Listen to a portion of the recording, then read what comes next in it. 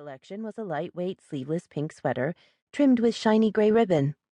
With money tight and her own clothes threadbare, Nicole found herself in the embarrassing situation of envying a dog's wardrobe. Lulu gave her a quick puppy kiss on the chin. Nicole held on to the warm dog for a few seconds more.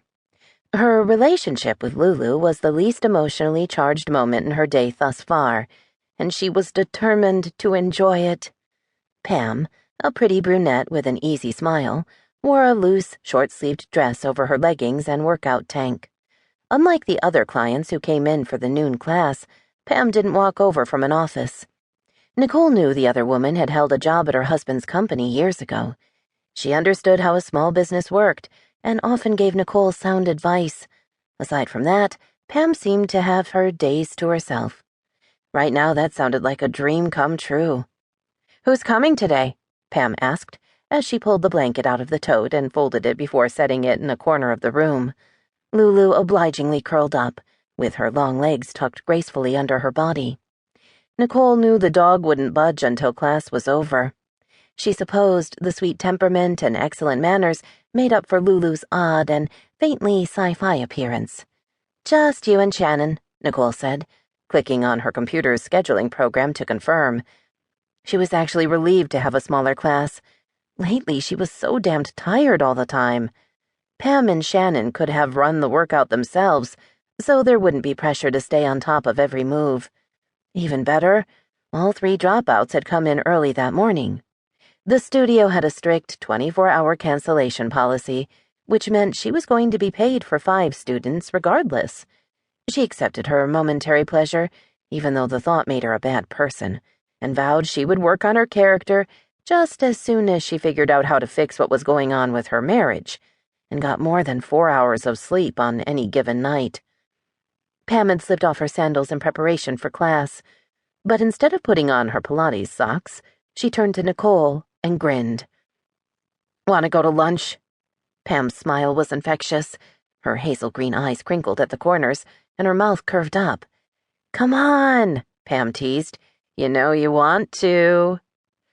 "Want to what?" Shannon Rigg asked, as she walked into the studio. "I've had a horrible morning dealing with a misogynistic idiot from the bank who insisted on continually asking to speak to my supervisor. When I explained I was the CFO of the company, I think he had a seizure." She paused, her blue eyes dancing with amusement.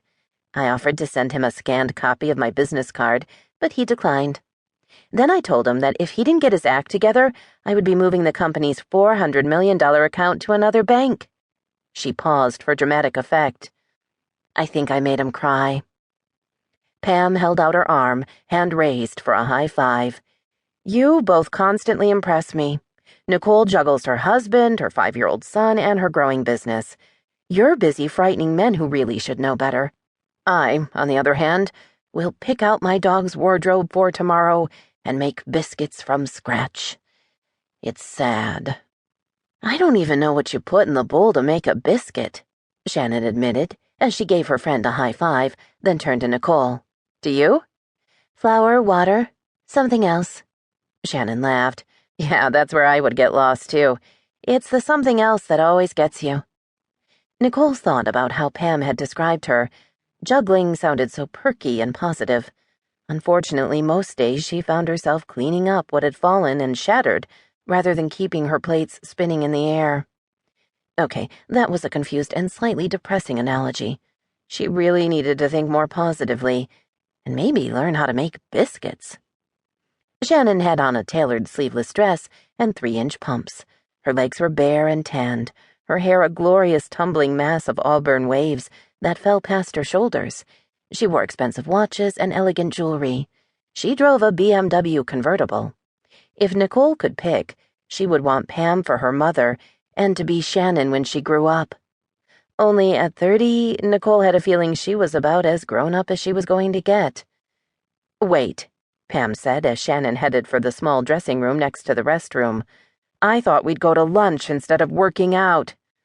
Shannon already had her exercise clothes out of her gym bag. She turned back to Pam. "Not exercise?" "Sure. We're the only 2 today. It's Friday, my friend. Live a little. Have a glass of wine. Mock your